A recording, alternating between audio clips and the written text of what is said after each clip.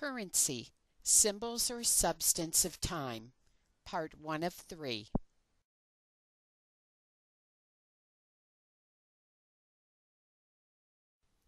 Currency arose to quantify the value of one's time so as to facilitate exchange of people's time over distance in geography and days. This summary is from a number of sources, but primarily from a 156-page book written in 1981. Central to timeism is the value of the clock hour and life hour. Problems are quantifiable in the clock time that they waste and in the human time that it takes to solve the problems. The time created or saved by solving a problem is the true existential profit, pro esse, that is, forward time or existence. This time savings is the true value of an individual. The average time value created by all human beings in a clock hour of work is the life hour, what the average human being's time is worth. The key to currency is time. The ultimate, absolute, and honest currency that transcends the boundaries of nations and centuries is the life hour. While it changes slowly in value, it is not subject to the rape of corrupt speculators, habitual politicians, or tenured economists. A stable currency does not lose its value over time. The expression, time is money, does not become time is 150% money, nor become time is 75% money. A stable currency buys the same amount of time elsewhere or else time. The key is that an hour of one's work time in a currency is still worth an hour of work time when one exchanges the currency. If a currency is unstable, it loses or gains its value in time, causing inflation or deflation, both of which create economic indigestion, diarrhea, or constipation. With a stable currency kept current in its time value, people can specialize to raise their productivity, which they cannot do with a barter system or with an unstable currency. While democracy is the ultimate form of human productivity, currency is accoladed as the penultimate form of human productivity. A good currency lets people save time both on and off the job. The interworker productivity, based on the quality of currency, is ignored by most economists.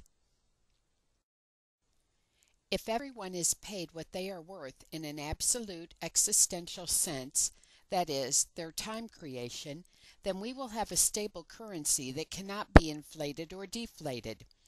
We will have a currency that is stable across the boundaries of nations and centuries.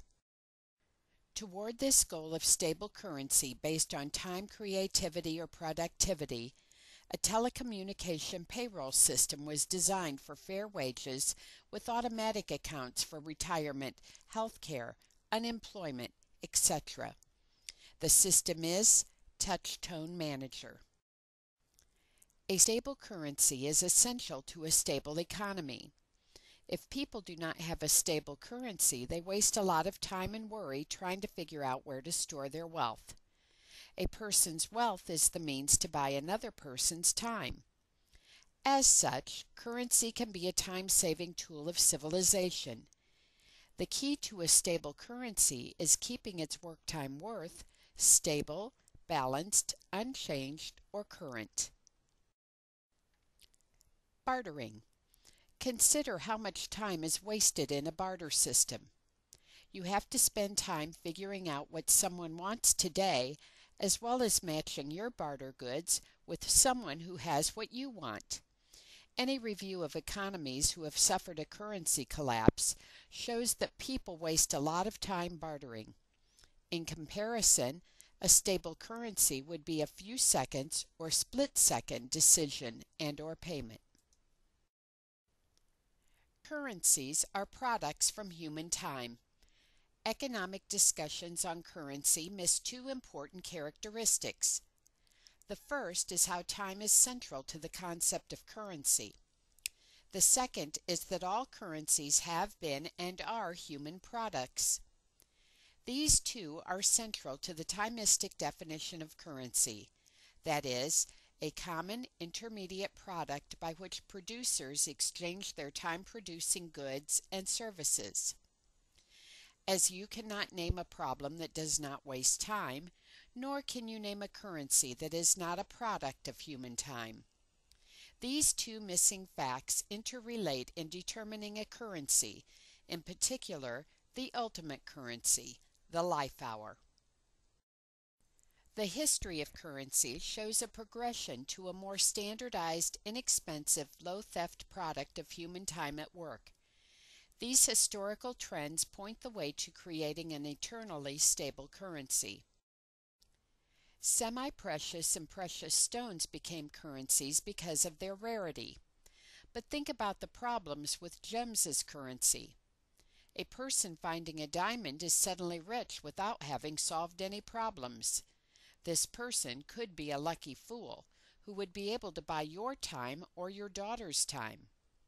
Would you want to live in a world in which wealth is not tied to the worth of a person as a problem solver? We do. Metals became currency with the value being set by rarity and availability. With a stable political system, inexpensive metals can be used rather than the expensive, rare, soft metals like gold and silver that erode away with each use. One of the reasons for metal currency is durability. Imagine getting paid in ice cubes.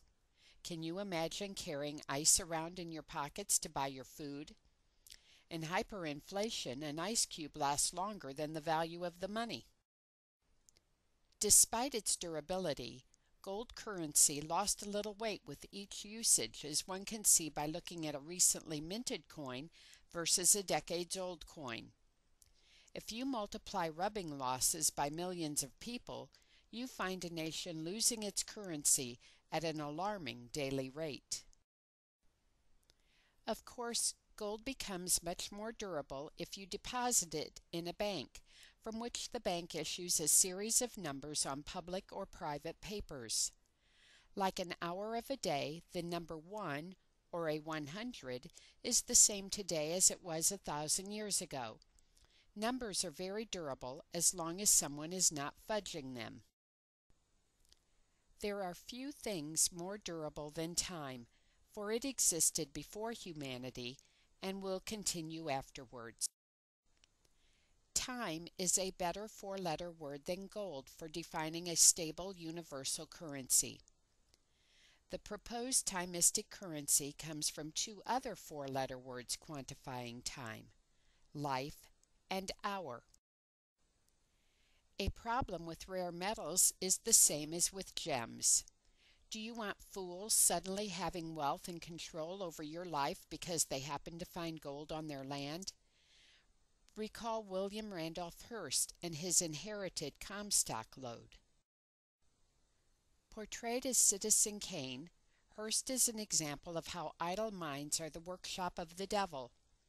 The more money the idler has without earning it, the bigger the devil's workshop. Playing in politics, media, and business, Hearst was an evil, money-rich destroyer. Alternatively, gold or silver rushes often draw minds and bodies from needed professions, for example, teachers and doctors. Consider the impact on economies and prices with the gold rushes to Spanish America, 1500, California, 1850, and Alaska, 1880s. Each gold rush had an economic burst from inflation as problem solvers decreased while problems increased. Ben Franklin said the colonies would be richer with more farmers than silver miners.